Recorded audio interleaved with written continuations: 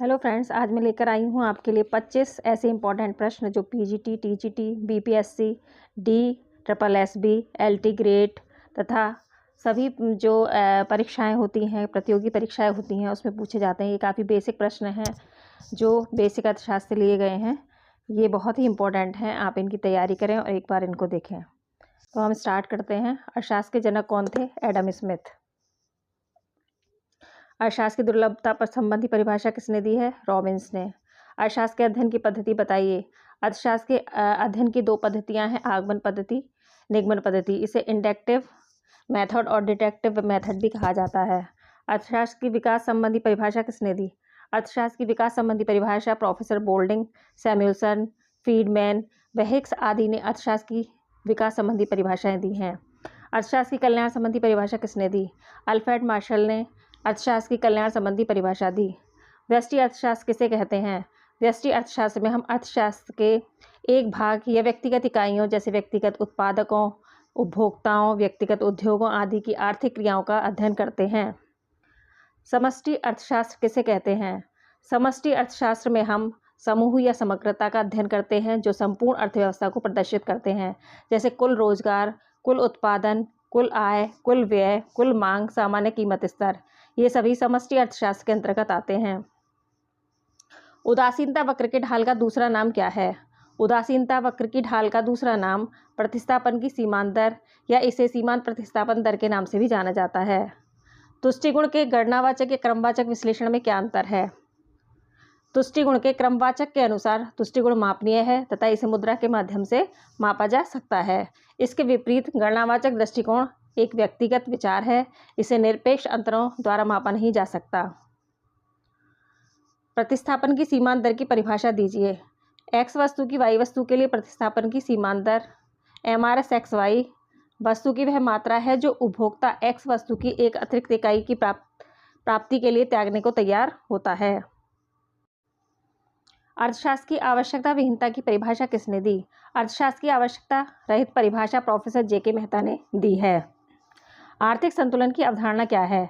आर्थिक संतुलन की अवधारणा संतुलन की एक ऐसी अवस्था है जिसमें उस समय पर स्थित आर्थिक स्थितियों में परिवर्तन की प्रवृत्ति नहीं होती है।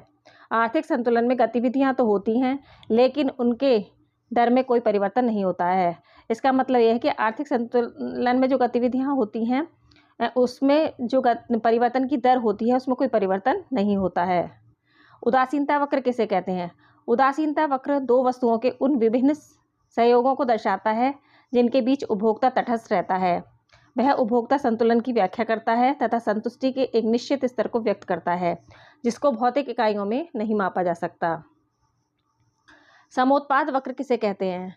समोत्पाद वक्र उत्पादन संतुलन की व्याख्या करता है तथा उत्पादन को की भौतिक इकाइयों में मापा जा सकता है। एक समोत्पाद वक्र साधनों के उन विभिन्न सहयोगों को प्रदर्शित करता है जिनसे समान मात्रा में उत्पादन होता है। प्रारंभिक तुष्टिगुण किसे कहते हैं? किसी वस्तु की पहली इकाई से जो तुष्टिगुण प्राप्त होता है उसे प्रारंभिक तुष्टिगुण कहते हैं। सीमांत तुष्टिगुण किसे कहते हैं? उपभोग की एक अतिरिक्त इकाई में वृद्धि या कमी करने पर कुल उपयोगिता में जो अतिरिक्त परिवर्तन होता है वह सीमांत तुष्टिगुण कहलाता है। सीमांत तुष्टिगुण इक्वल्स टू कुल तुष्टिगुण में परिवर्तन अपॉन उपभोग की मात्रा में परिवर्तन। कुल तुष्टिगुण टीयू तथा सीमांत तुष्टिगुण एमयू में क्या संबंध होता है? जब टीयू में वृद्धि होती है तो एमयू घटता है परंतु धनात्मक रहता है, अर्थात जब कुल तुष्टिगुण में वृद्धि होती है तो सीमांत तुष्टिगुण घटता है परंतु धनात्मक रहता है। जब कुल तुष्टिगुण अधिकतम होता है तो सीमांत तुष्टिगुण शून्य हो जाता है। यह हमें पूर्ण संतुष्टि का बिंदु कहलाता है, पूर्ण संतुष्टि का बिंदु दिखाता है। पूर्ण संतुष्टि बिंदु के बाद कुल तुष्टिगुण में कमी तथा सीमांत तुष्टिगुण ऋणात्मक हो जाता है। जब पूर्ण संतुष्टि का बिंदु आता है तो वहाँ पर कुल तुष्टिगुण धीरे धीरे कम होने लगता है, कुल उपयोगिता धीरे धीरे कम होने लगती है और सीमांत उपयोगिता ऋणात्मक हो जाती है। असमान सीमांत उपयोगिता नियम क्या है? उपभोक्ता जैसे जैसे किसी वस्तु के उपभोग की इकाइयों में उत्तरोत्तर वृद्धि करता जाता है, वैसे वैसे उस वस्तु से मिलने वाली सीमांत उपयोगिता घटती जाती है।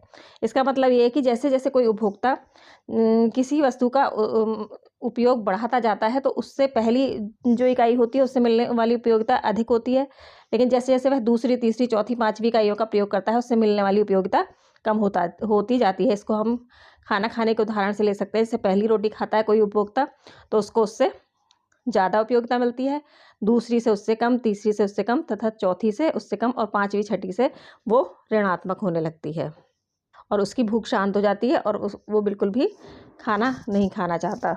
तो इस प्रकार हम देखते हैं कि जैसे जैसे कोई उपभोक्ता किसी वस्तु की उत्तरोत्तर इकाइयों का प्रयोग करता है, उससे मिलने वाली उपयोगिता कम होती जाती है। समसीमांत उपयोगिता नियम को बताइए। अधिकतम संतुष्टि की प्राप्ति हेतु उपभोक्ता इस नियम का सहारा लेता है। प्रोफेसर मार्शल के अनुसार, यदि किसी व्यक्ति के पास एक ऐसी वस्तु है जिसे वह अनेक उपयोगों में लगा सकता है, तब वह उस वस्तु को अनेक उपयोग में इस प्रकार वितरित करेगा कि प्रत्येक उपयोग से मिलने वाला सीमांत तुष्टिगुण एक समान हो। उपभोक्ता संतुलन का सूत्र बताइए। mu1/p1 = mu2/p2 = mu3/p3 mun/pn। इस तरीके से हम इकाइयाँ बढ़ाते जाएंगे और इस सूत्र को भी आगे बढ़ाते जाएंगे। mu1, mu2, mu3, mun = 1, 2, 3 n वस्तुओं की सीमांत उपयोगिता। p कीमत, p यहाँ पर कीमत को दिखाती है और mu सीमांत उपयोगिता को दिखाता है। सभी गिवन वस्तुएं घटिया वस्तु हो सकती हैं, किंतु सभी घटिया वस्तुएं गिवन नहीं हो सकती। ऐसा क्यों, समझाइए। गिवन वस्तु में कीमत बढ़ने पर उसकी मांग बढ़ती है तथा कीमत घटने पर उसकी मांग घट जाती है। इसके विपरीत घटिया वस्तुएं जो होती हैं, उसमें कीमत घटने पर मांग घटती है, किंतु कीमत बढ़ने पर उसकी मांग में वृद्धि नहीं होती। इसलिए घटिया वस्तु गिवन हो सकती है, किंतु सभी गिवन वस्तुएं घटिया नहीं हो सकती। उपभोक्ता संतुलन से आपका क्या अभिप्राय है? उपभोक्ता संतुलन वह बिंदु है जहां पर उपभोक्ता अपनी अधिकतम संतुष्टि प्राप्त करता है। उपभोक्ता संतुलन उस बिंदु पर प्राप्त होता है जहां प्रतिस्थापन की सीमांत दर तथा वस्तु की कीमत अनुपात समान हो। गिवन वस्तुएं क्या हैं, बताइए। प्रोफेसर हिक्स ने गिवन वस्तु के लिए निम्न शर्तें उल्लिखित की हैं।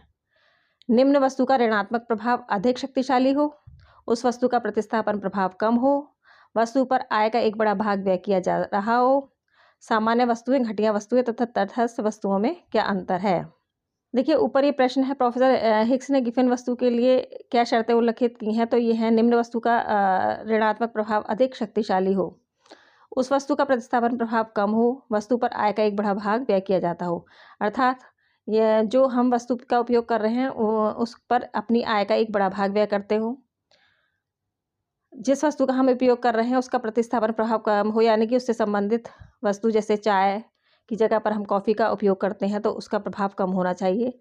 निम्न वस्तु का ऋणात्मक प्रभाव अधिक शक्तिशाली हो, निम्न वस्तु जो होती है उसका ऋणात्मक प्रभाव अधिक शक्तिशाली होना चाहिए। सामान्य वस्तुएं, घटिया वस्तुएं तथा तटस्थ वस्तुओं में क्या अंतर है? सामान्य वस्तुओं के अंतर्गत आय प्रभाव धनात्मक, घटिया वस्तुओं के अंतर्गत ऋणात्मक तथा तटस्थ वस्तुओं के अंतर्गत शून्य होता है। फ्रेंड्स, अगर आपको ये मेरा वीडियो अच्छा लग रहा हो तो आप इसे प्लीज़ लाइक कीजिए, सब्सक्राइब कीजिए, जिससे कि मैं इसी तरीके के और प्रश्न लेकर आने के लिए मोटिवेट हूँ। उपभोक्ता संतुलन की क्या शर्तें होती हैं? उपभोक्ता संतुलन के लिए 2 शर्तों का होना जरूरी है। MUX/PX = MUY/PY, यानी कि X वस्तु और Y वस्तु की सीमांत उपयोगिता और कीमत दोनों को संतुलन में लिया जाता है। X यहाँ पर वस्तु है, X और Y, और P यहाँ पर कीमत को दर्शाता है। MU = X वस्तु की सीमांत उपयोगिता, MUY Y वस्तु की सीमांत उपयोगिता, PX X वस्तु की कीमत, PY Y वस्तु की कीमत। X तथा Y क्रमशः X तथा Y वस्तुओं की मात्रा हैं। X.PX + Y.PY प्लस, इसी तरीके से आप इस फॉर्मूले को यूनिट्स के हिसाब से आगे बढ़ाते जाएंगे। तो फ्रेंड्स, आज का ये वीडियो आपको कैसा लगा, आप मुझे कमेंट बॉक्स में बताइए। Thank you very much.